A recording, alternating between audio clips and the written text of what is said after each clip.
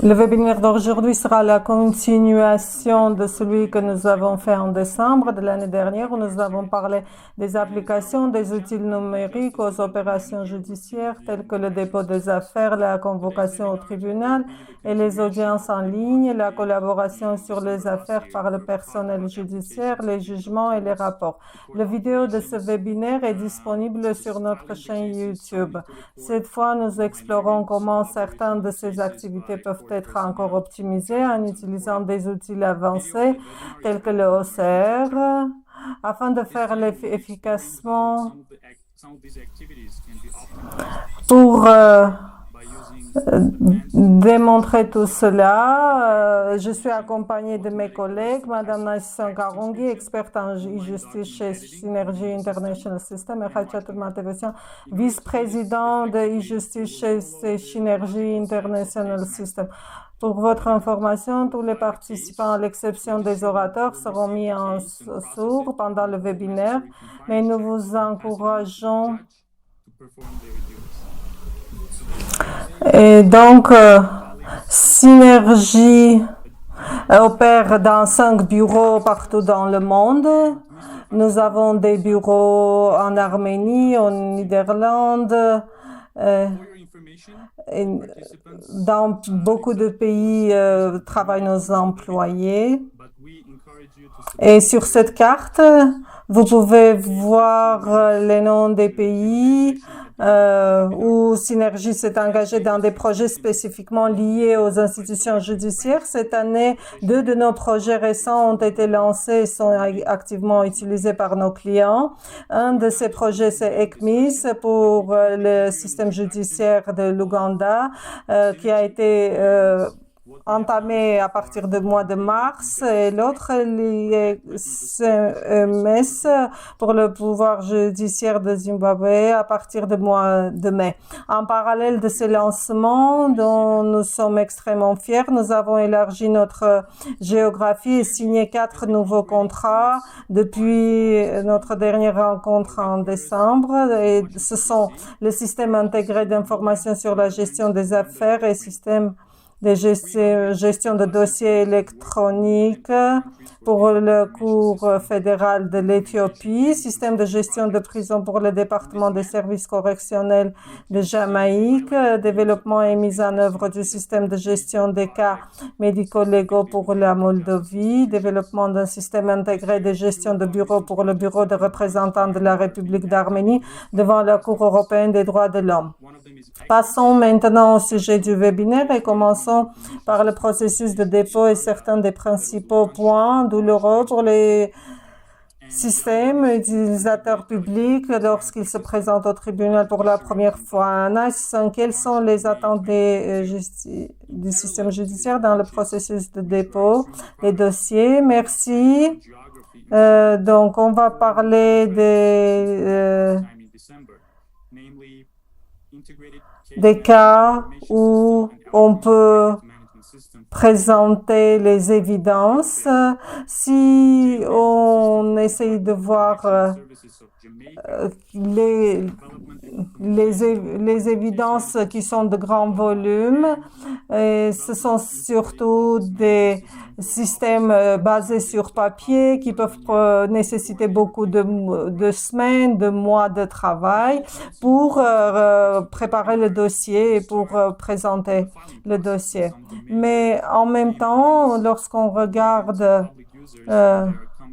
le système, on voit que chaque fois, ça nécessite beaucoup de temps, beaucoup d'heures pour préparer les dossiers et pour les soumettre. Donc, ça va prendre beaucoup de temps pour la préparation. Le deuxième point, c'est que il y a des documents qui doivent être signés aussi. Par exemple, des documents. Et ce qui se passe actuellement, c'est que les applications et les demandes, les requêtes doivent être imprimées, signées, scannées et ensuite attachées au système. Et bien sûr, ce n'est pas très convenable pour le travail. Et lorsqu'on regarde les cas internationaux, les limitations qui sont imposées par les cours, bien sûr, ça a été très compliqué car il fallait partir, il fallait présenter les dossiers, mais même dans les circonstances actuelles, on voit que lorsqu'on arrive au moment du paiement, très souvent les systèmes ne soutiennent pas ces systèmes de paiement. Et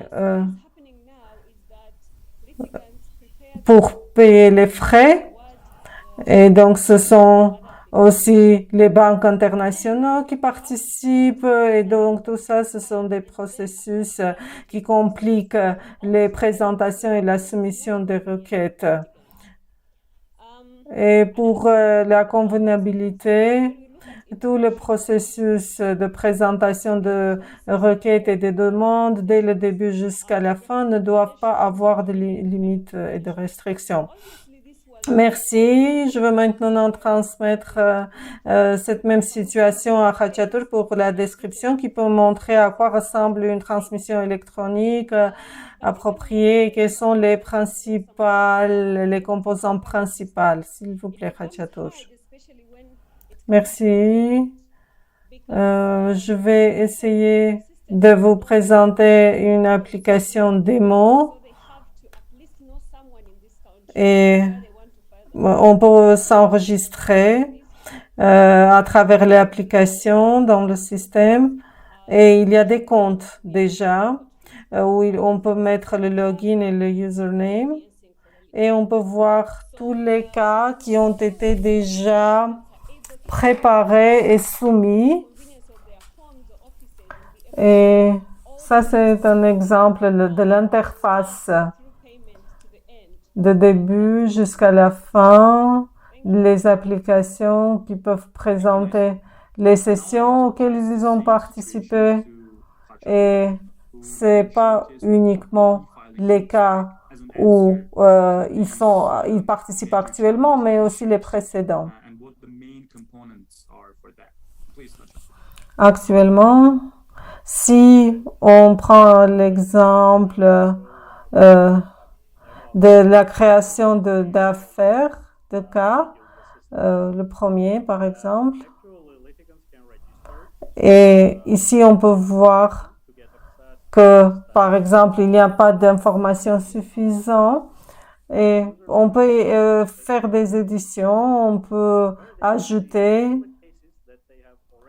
Je vais vous montrer quelques exemples. Par exemple, si le plaideur souhaite faire des changements, il y a des documents qu'ils peuvent attacher et les systèmes qui ont été déjà préparés il y a quelques années, il faut juste faire un lien et faire une recherche. Et il y a des cas connectés aussi qu'on peut voir. Et ça, c'est un exemple de la création. Par exemple, c'est quelque chose, c'est une affaire qui a été présentée à la Cour internationale. Et on peut avoir un document, des centaines de documents on peut avoir. On peut aussi faire un téléchargement de plusieurs fichiers et faire un upload tout ensemble. Et donc, de cette manière-là, tous les documents présentés par le plaideur seront visibles.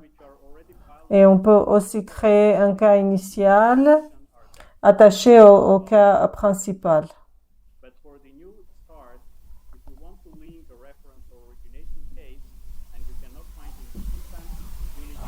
Et donc, on voit le cas qui a des documents attachés, celui qui a soumis, celui qui est le répondant. Et si le plaideur souhaite télécharger aussi les documents qu'il avait soumis, on peut faire un review des documents, faire une révision. Et s'il y a besoin, on peut aussi signer de manière électronique. Et on peut aussi mettre la signature par le moyen de la souris. Et donc, le document est signé de manière électronique. On peut aussi faire une signature numérique, digitale. Et le fichier sera signé.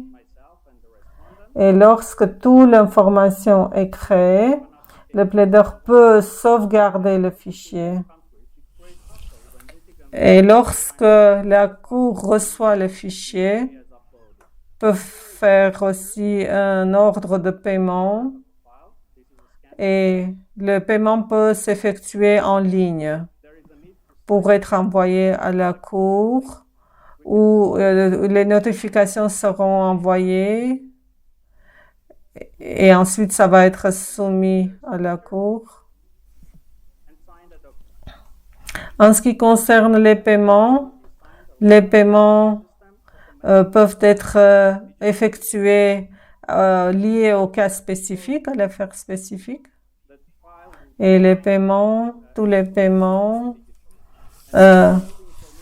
seront dans un seul endroit. Ici, vous voyez tous les paiements que le plaideur doit effectuer. Et pour faciliter le système de paiement, le plaideur peut faire un upload des reçus et peut effectuer le paiement en ligne. Juste un exemple.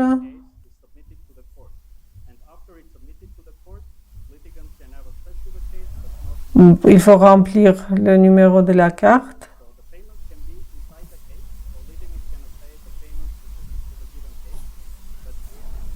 Comme c'est un test, on va passer ce moment et on voit le statut et la banque sera notifiée. Et de cette manière,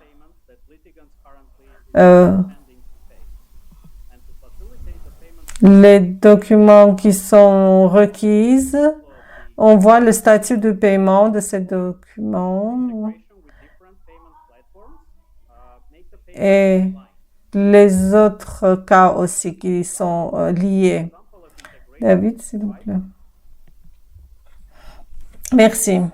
Nous avons vu quels sont les éléments essentiels lors de la soumission des affaires au tribunal et la prochaine étape logique dans ce processus est lorsque l'affaire est traitée par la greffe du tribunal. La greffe se trouve être la première étape où ces fichiers de documents sont collectés, filtrés, tandis que d'autres provenant du tribunal sont préparés, signés, tamponnés et envoyés. Je veux que Nelson nous explique la journée moyenne d'un greffier et les besoins de l'exercice. Merci. Donc, nous voyons que d'une part, ils reçoivent l'information du plaideur. De l'autre côté, il partage l'information avec la Cour. Et donc, dans différentes juridictions, les greffiers peuvent avoir d'autres activités à remplir, mais les activités principales, lorsqu'il reçoit l'information de ses devoirs, est-ce qu'il y a une correspondance avec la loi?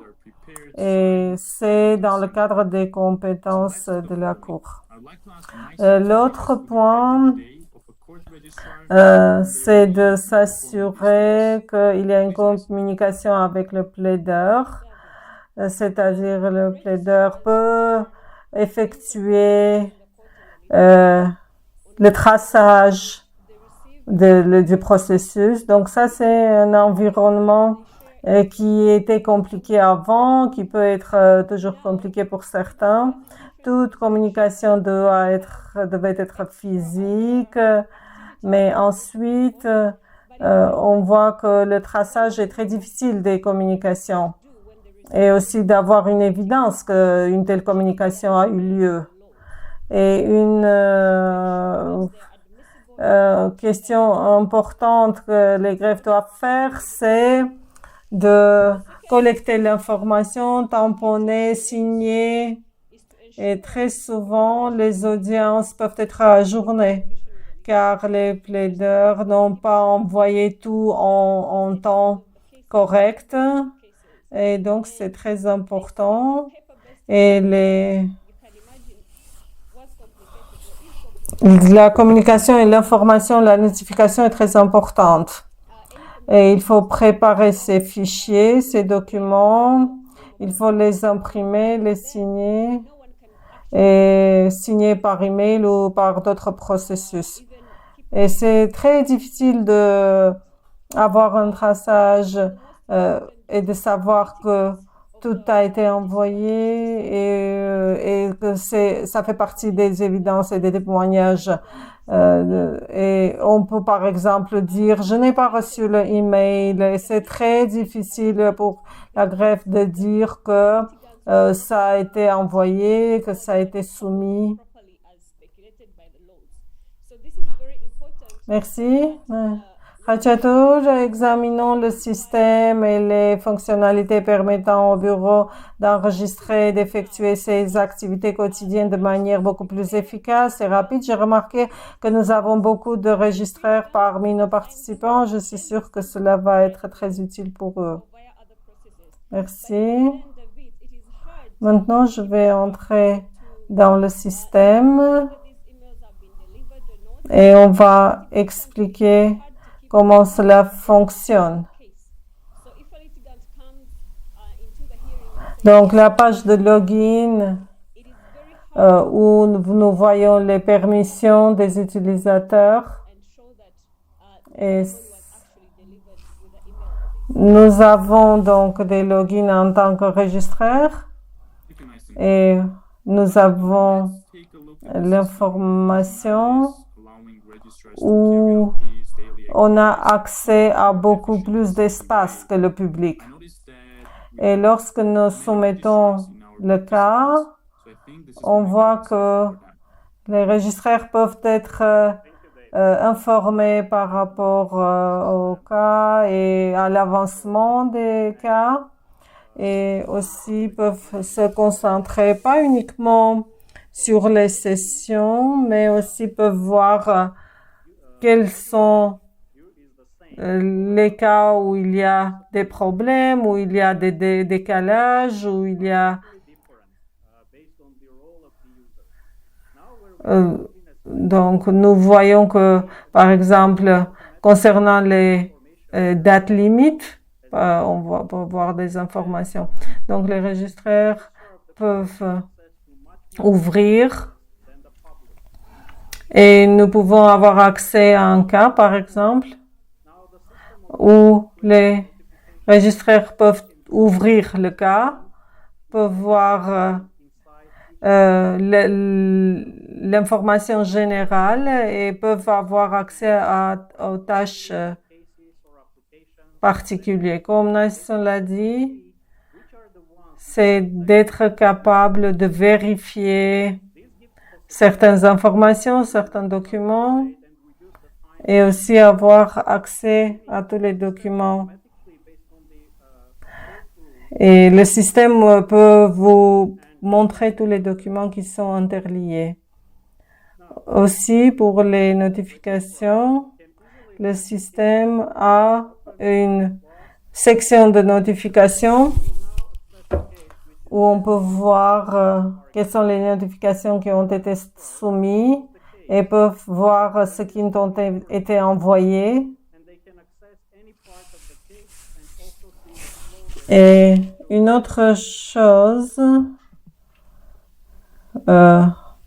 par exemple, pour les parties, on peut voir les parties qui participent, les côtés qui participent. On peut voir qu'on peut mettre une date concernant la notification et une lettre va se générer de manière automatique. Et nous pouvons voir le processus. Ça peut être sauvegardé et signé. Et le système, de manière automatique, génère le document.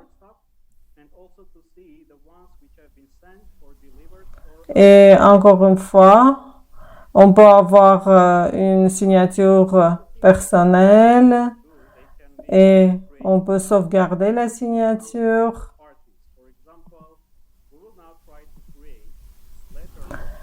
Et dans certaines juridictions, on peut aussi tamponner, on peut mettre un cachet.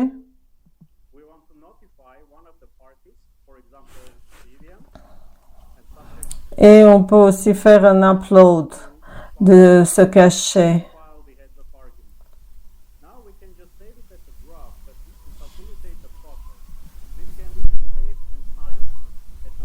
Et le document a un tampon électronique et signature électronique.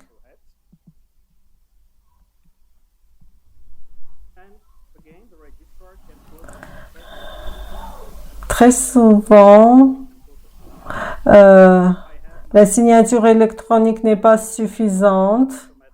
Il y a des documents qui doivent être signés de manière virtuelle, mais aussi de manière réelle. Et s'il n'y a pas d'infrastructure correspondante, très souvent, les systèmes électroniques, on peut voir que le tampon électronique peut être mis et une signature électronique peut être mise aussi. Et donc, on peut faire un téléchargement du document. Voilà, c'est le document qui a été signé et qui a été tamponné de manière électronique. Et si on ouvre le fichier ici, on peut voir que la signature et le tampon ont été validés par le système numérique. Donc, si il y a à travers le système, s'il y a une nécessité de changement, on peut voir le certificat et on peut envoyer une notification. Donc, on voit que cette signature électronique et le tampon électronique est beaucoup plus sécure. Et ensuite, il y a des possibilités de le soumettre de manière électronique pour créer un email ou bien soumettre de manière physique. Et si le plaideur n'a pas d'email, et pour être notifié de manière physique, il peut le recevoir. Ensuite, nous avons des documents multiples que nous avons créés, par exemple, tout à l'heure. Et on peut aussi partager des documents à travers email, à travers des correspondances par email. Et pour le rendre plus facile, les registraires ont la possibilité de sélectionner les fichiers et de les envoyer ou automatiquement peuvent être envoyés aux parties ou aux autres recevants.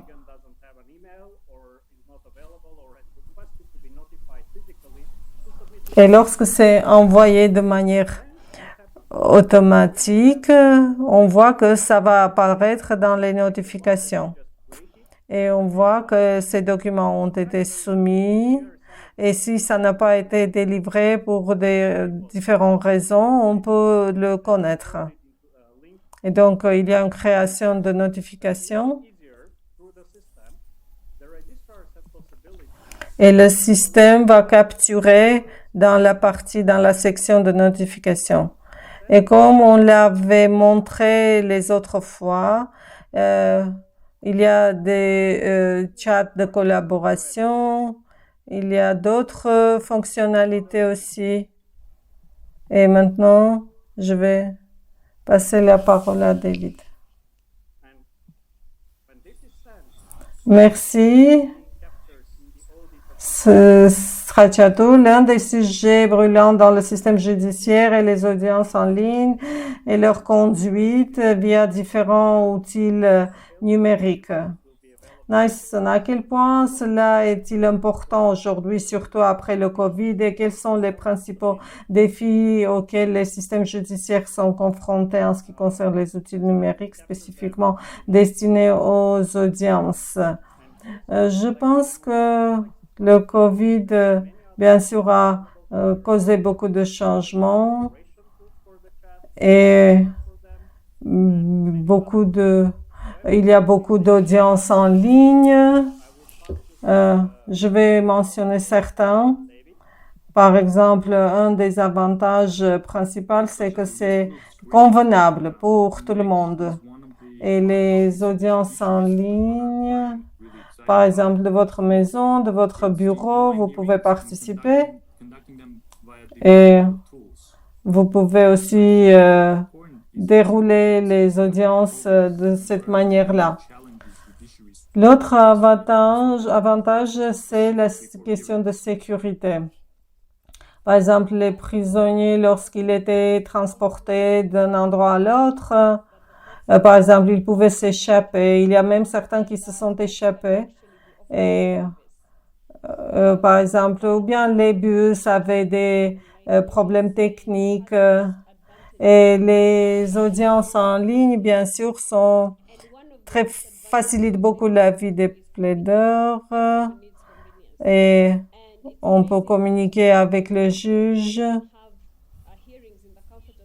L'autre avantage que je souhaite mentionner concernant les audiences en ligne, c'est que avec cela, nous avons pu voir, par exemple,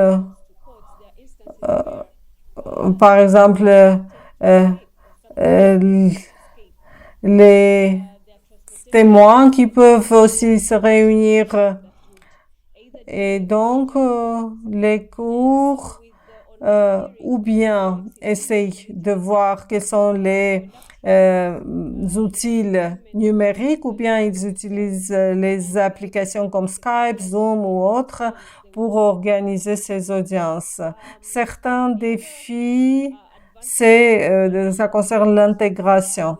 Par exemple, très souvent, avec le Case Management System, il faut voir comment est-ce que cela s'intègre pour que ces outils de online hearing peuvent faciliter la vie. Et cela crée aussi une convenabilité, car les juges peuvent utiliser un système, pour l'audience en ligne peuvent utiliser un autre système. Et donc, ce sont des questions aussi d'enregistrement. Comment est-ce qu'on enregistre? Comment on fait le recording? Et très souvent, l'enregistrement des audiences en ligne se fait dans un endroit. Et il y a aussi des documents. Donc, pour les juges d'aller d'un endroit à l'autre, c'est très important. Aussi, une autre chose qui est très compliquée, c'est la transcription.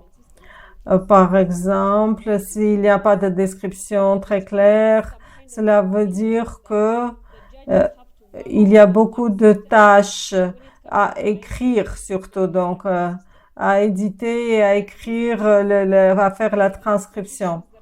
Et la transcription, très souvent, il y a des minutes qui sont préparées par les registraires. Et donc, il y a un travail immense à faire de revenir en arrière, de préparer tous les documents. Merci, David. Merci beaucoup, Nancy. Maintenant, on va parler de Synergy Case et Khachatur va nous démontrer toutes les questions, comment est-ce que ils sont faits dans le système. Aussi, on va voir une audience en ligne pour que tout le monde puisse voir. Aussi, vous pouvez présenter vos questions dans le chat. J'espère qu'on va revenir à ces questions à la fin. S'il vous plaît, Khachatur. Merci. Donc, je vais entrer et faire un login en tant qu'enregistreur. Pour le rendre plus facile pour l'organisation, nous avons rendu cela possible. Donc, on peut voir, par exemple, lorsqu'on a organisé une session, si on ouvre le cas et on entre dans les sessions, on crée par exemple une audience. Par exemple, pour aujourd'hui, l'heure. Et il y a deux possibilités. Si on met online, donc on voit la session qui a été préparée et ça a été envoyé à tous les participants et tous les parties. Et aussi les parties qui doivent participer. Par exemple, les juges et autres, les témoins, les jurys. Aussi, dans certains pays, on peut aussi le rendre public. Lorsque c'est public, le système a la possibilité de l'intégrer avec le canal YouTube. Et lorsque ça s'effectue, lorsque la session est terminée, il y a la cour virtuelle, section cour virtuelle, section générale. On peut ouvrir une audience, par exemple, dans le calendrier. Ça a été, par exemple, pour 6 heures. Et on voit comme mes collègues qui vont nous joindre. Et on peut appuyer sur Start.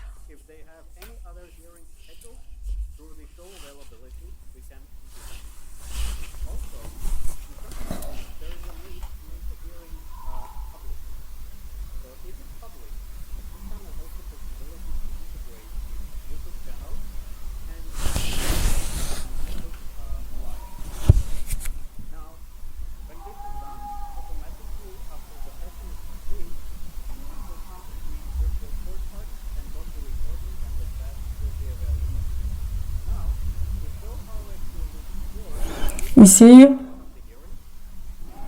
lorsque je rejoins l'audience, vous voyez cette audience virtuelle, on voit la possibilité de voir automatiquement l'information, de voir les interfaces, le juge, les registraires, les répondants, et le système automatiquement montre tous les participants.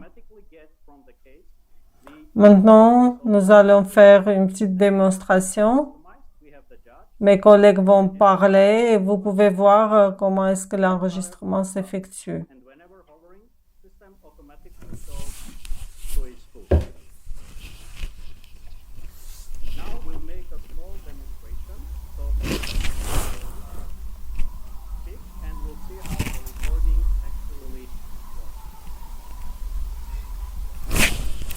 Aujourd'hui, la Cour suprême va entendre le cas concernant la violation du contrat. S'il vous plaît, présentez-vous.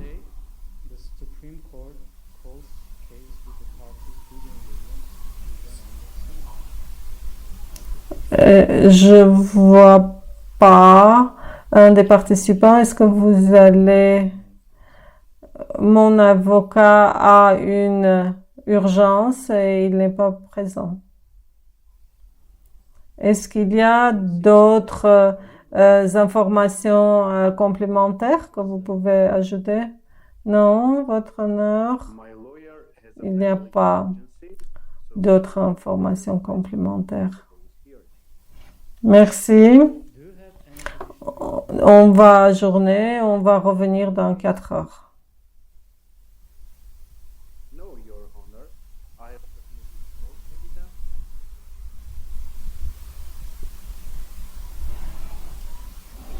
Donc, on voit l'audience, la session de l'audience.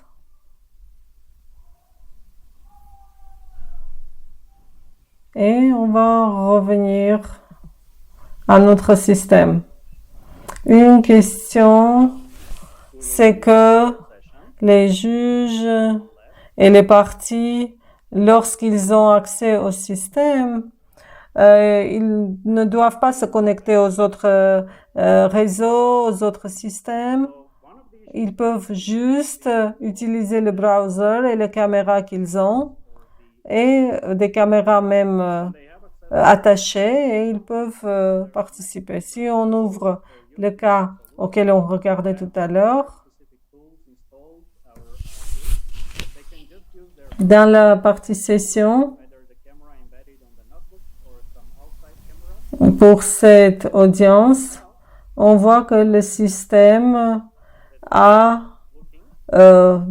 généré les données et dans la section générale, on peut télécharger l'enregistrement et on peut faire un extract de l'information et de transcription. Et on peut aussi télécharger l'enregistrement ainsi que la transcription. Et on peut aussi, après l'extraction, on peut partager cela. Et le juge peut avoir accès à cela en ligne. Et après la transcription, on n'a pas besoin d'aller aux différents programmes et software. Tout s'effectue dans le browser. Donc, il y a une possibilité de téléchargement du texte qui a été enregistré. Vous voyez ce texte qui a été enregistré et qui est inclus dans le système.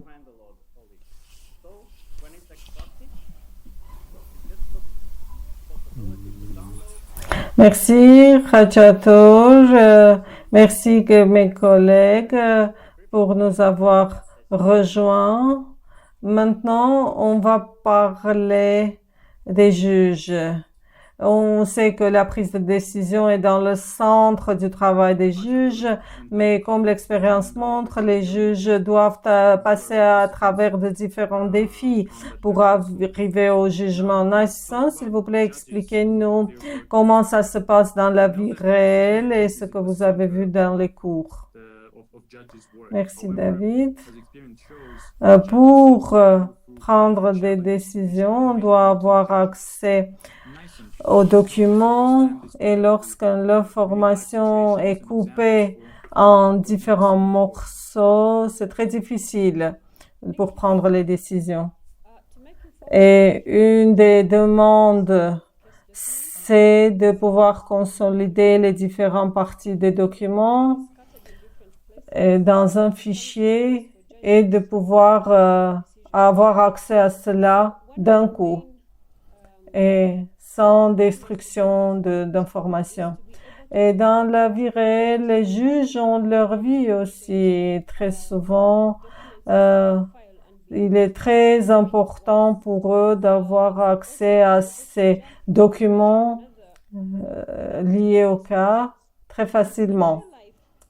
Aussi, les juges doivent avoir accès aux précédents, c'est-à-dire les précédents par rapport à ces cas, les copies scannées aussi.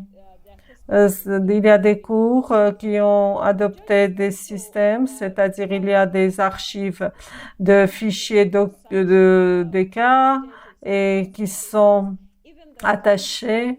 Et très souvent, il faut avoir ces documents scannés et aussi avoir un accès facile à ces documents scannés pour que les juges qui ont eu des problèmes à travers le cas puissent avoir accès à ces précédents pour pouvoir prendre les décisions.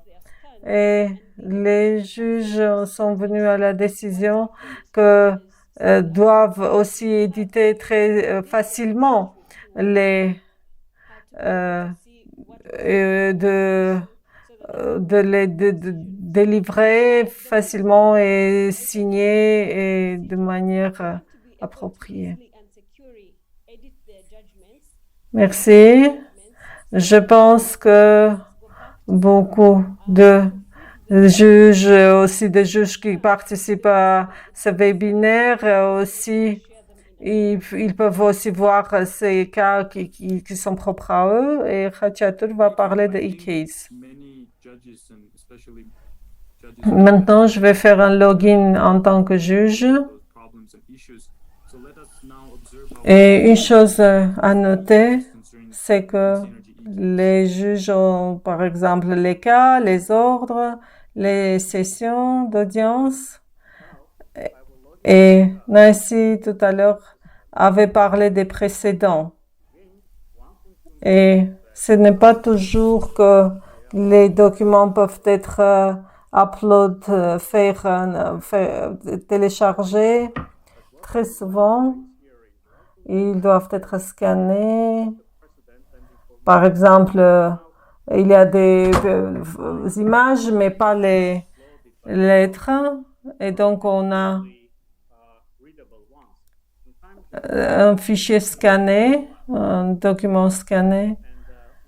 Et c'est à travers le système OCR, on peut voir que chaque fois qu'il y a un upload de documents, le système OCR reconnaît le texte. Et lorsque c'est fait, tous les fichiers liés au cas, lorsque c'est fait de cette manière-là, tous les documents peuvent être recherchés en ligne. Et si quelqu'un veut chercher une information qui est liée à ce cas ou autre cas, il y a un moyen de chercher par mots-clés, par exemple, contrat. Et on peut trouver dans le système des textes qui ont le mot contrat. Donc, tous les fichiers qui sont disponibles avec ce mot-là. Après, il y a aussi un outil complémentaire pour rechercher, par exemple, les ordres. Et à partir de ce moment-là, on peut télécharger le fichier. Et par exemple, il y a des applications scannées. Le système automatiquement capture et les rend recherchables. Si on revient au cas, on voit que l'information est disponible et peuvent aller dans différentes parties de la section. Et il y a aussi, par exemple, une préférence de travailler sur le fichier. Et une chose, c'est que s'il y a des attachements multiples, le juge peut facilement joindre tous les documents ensemble. Si le juge le souhaite, il sélectionne tous les fichiers.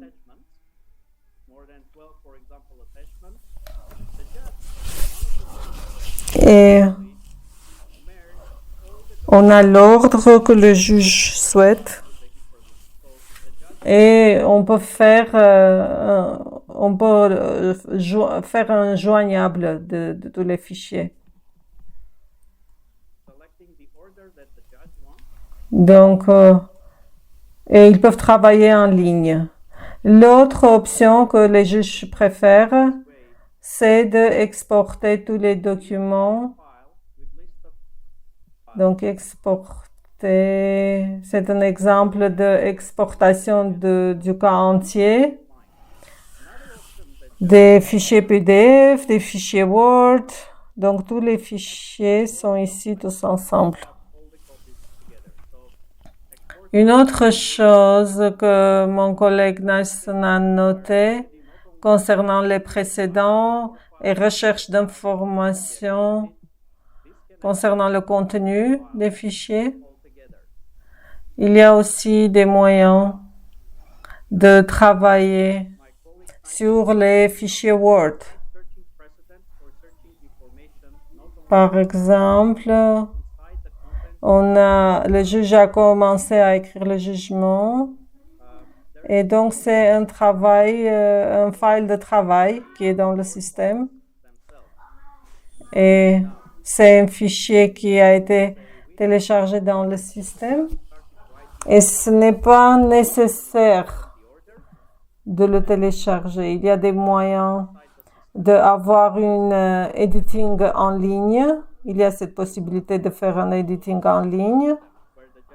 Et si par exemple, avec le Microsoft Word et autres,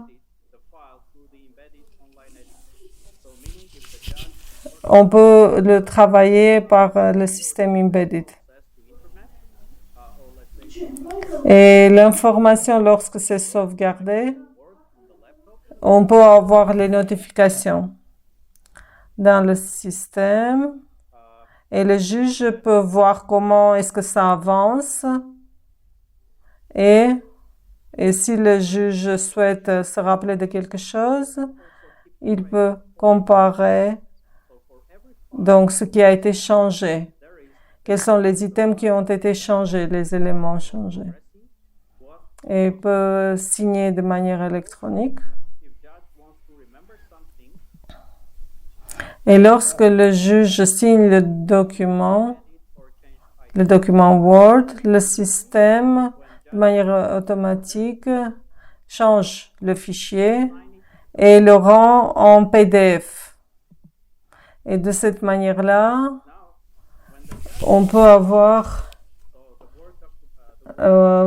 Microsoft Word ou PDF et donc le système effectue tout de manière automatique. Ça va être signé de manière PDF. Et ça, c'est option première. L'autre option, pour cette période de transition, par exemple, le juge peut souhaiter travailler sur le fichier Word, il peut travailler sur le fichier Word en ligne et signer et le rendre en PDF. Ça va se passer de manière automatique.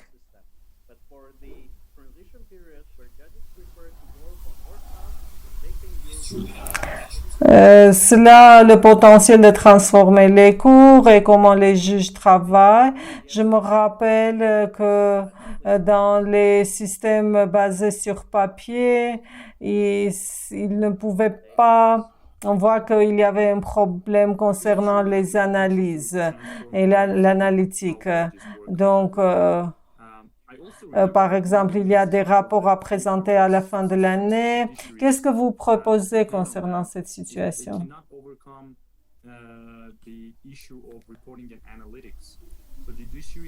Dans le système, je vais faire un login en tant qu'utilisateur et le système a des outils analytiques.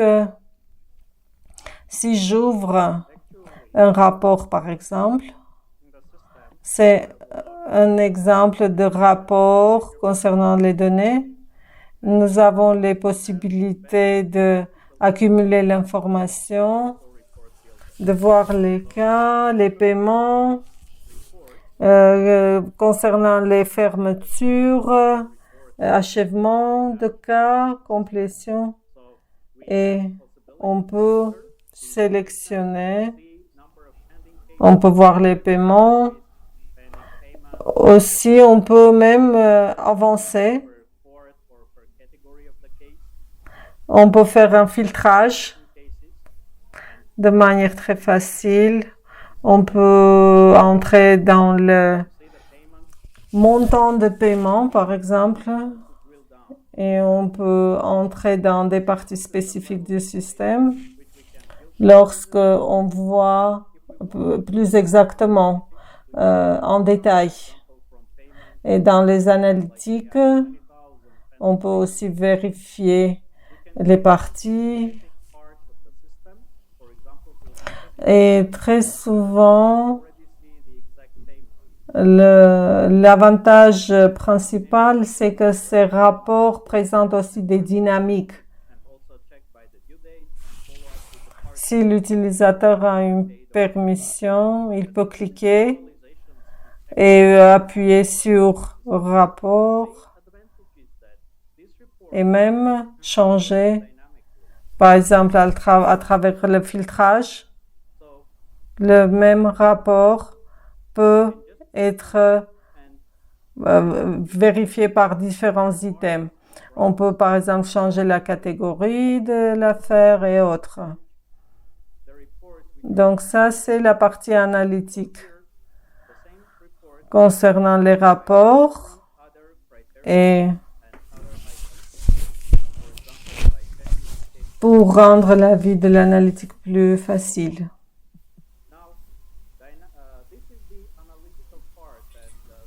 Merci.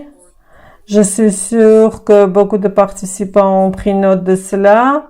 Comme on a un peu de temps, on peut aussi parler de la configurabilité du système.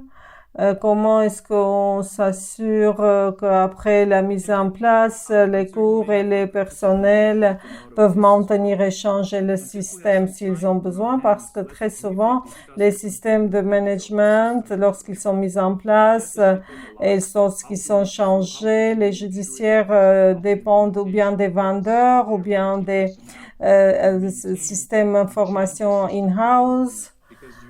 Donc, les ingénieurs qui doivent travailler aussi sur ce système. Khatchator, s'il vous plaît, parlez de cela. Quelles sont les opérations qui peuvent être configurées par les administrateurs du système? Merci. C'est très important de dire que ces types de systèmes pour les agences judiciaires, ils doivent être bien sûr configurés aux régulations des États et les systèmes pendant les 10 dernières années, on a vu qu'ils donnent la possibilité d'élargir. Chaque fois lorsqu'on a besoin d'avoir une nouvelle réforme dans le système. Donc, il faut que les développeurs de bases de données présentent des applications. Et aussi, il faut mettre à jour ces applications. Par exemple, si on ouvre le cas,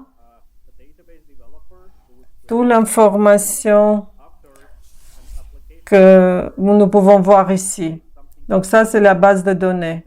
On peut créer, on peut chercher et de manière automatique, on peut le voir dans la base de données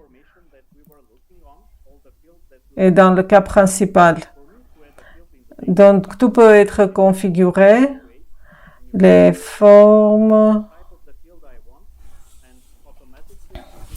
Ça, c'est où nous avons les catégories de cas, on peut les changer, on peut les classifier, les modifier. Et de cette manière-là, lorsqu'il y a besoin, on peut entrer, on peut voir que le système est avec les process. Donc les process ici. Et on peut les voir les business process, on peut voir les règles qui peuvent être configurables. Et chaque fois, lorsque il y a une règle, un processus, les calendriers peuvent être individualisés. Et aussi, on a une automatisation. Par exemple, lorsque le cas est signé pour des transitions, tout peut être individualisé. Et bien sûr, la même chose concernant les permissions. Par exemple, les politiques et tout peuvent être configurés. Et tout ce qui est effectué dans le système est présenté en détail. Toute modification est capturée par le système. Si, par exemple, il y a des modifications qui sont liées pas seulement aux données, mais si le système a beaucoup d'informations et beaucoup de couches de sécuritaires, cela va donner la possibilité de vérifier ce qui se passe dans les processus. Et donc, toute action est capturée dans le système audit. Aussi, les politiques qui sont définies, qui permettent de faire une gestion des politiques.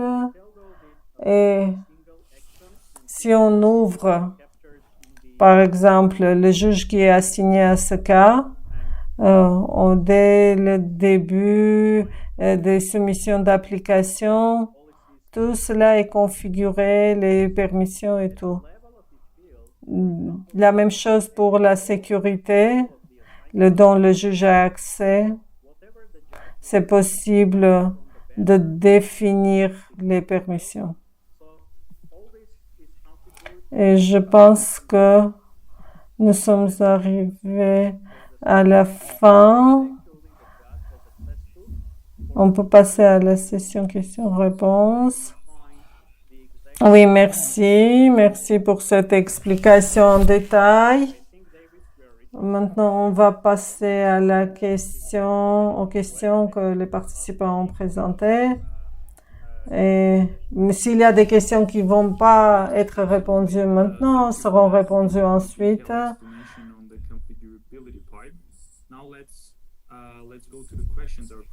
Donc, la question sécuritaire en général.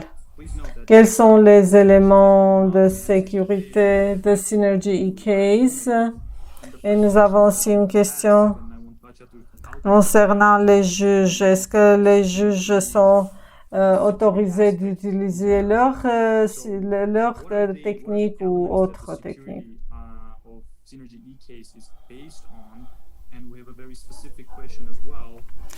Ensuite, en ce qui concerne la plateforme qui est utilisée, et donc en ce qui concerne les équipements à être utilisés, ils doivent être soutenus par toute l'information qui traverse les canaux sécuritaires. Par exemple, les téléphones mobiles aussi peuvent être utilisés dans certains pays. Il est nécessaire d'avoir des certificats digitaux. Et nous avons aussi des systèmes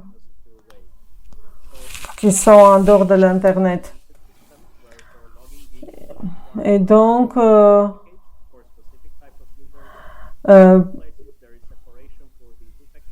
cela dépend des régulations qui fonctionnent dans le pays.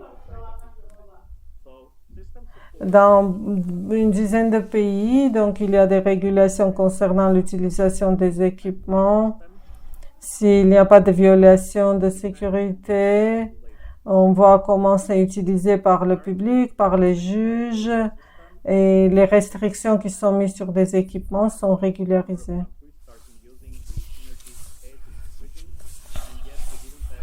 Merci. La deuxième question concernant la transcription. Ici, je vais parler de... Est-ce que c'est possible d'avoir des transcriptions audio si l'audience était publique sur YouTube? Et la deuxième question, est-ce que ces transcriptions qui sont générées, est-ce que ils sont générés par des personnes ou de manière automatique? Merci. Nous avons intégré le système avec un système de transcription voix au texte et de manière automatique, il y a un enregistrement qui est attaché à l'enregistrement qui a été uploadé. Donc, on pense que c'est possible de faire un upload de ce vidéo. Et ce que nous avons fait, c'est que après que l'enregistrement était prêt, il y a une transcription qui s'effectue. Merci. Une autre question. Et je souhaite que vous répondiez à cela. Un des participants demande, est-ce que c'est spécialisé qui peut être utilisé par tous les cours partout dans le monde, tous les tribunaux?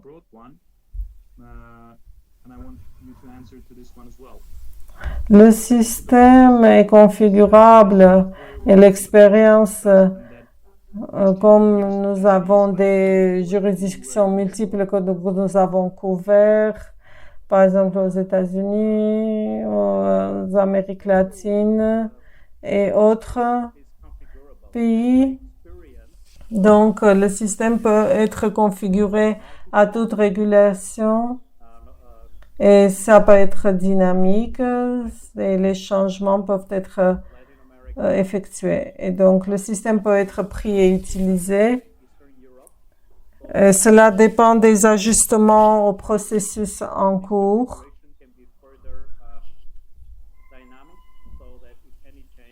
Donc, il y a des fonctionnalités différentes qui peuvent être configurées par les juridictions. Et donc, l'individualisation doit être faite par rapport à la juridiction et régulation. On va répondre à une question et on va terminer. On va revenir aux autres questions ensuite par email. La dernière question.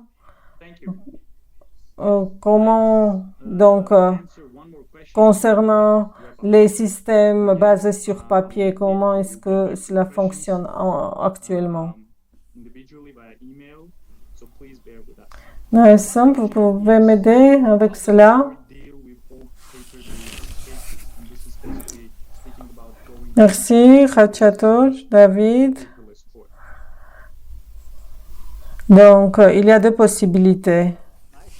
Nous avons eu l'expérience dans certains pays. Une possibilité, c'est de achever les cas basés sur papier et de recommencer dans le nouveau système. La deuxième possibilité, comme Khatchatur l'a montré, comme nous avons actuellement OCR, on peut soumettre les papiers dans le système pour les reconnaître. Et donc, il y a deux possibilités. Ou bien en format papier, ou bien continuer dans le nouveau système. Merci. Naïsan, merci Khatchator. Nous sommes à la fin de notre session. Je souhaite remercier pour votre temps. Nous allons soumettre la publication sur YouTube. Pour les questions auxquelles nous n'avons pas répondu, bien sûr qu'on va répondre. Et si vous avez besoin d'autres discussions des systèmes démons, on va les organiser. Vous pouvez répondre à nos emails que nous avons reçus. On espère vous voir dans nos prochains séminaires. Merci et au revoir.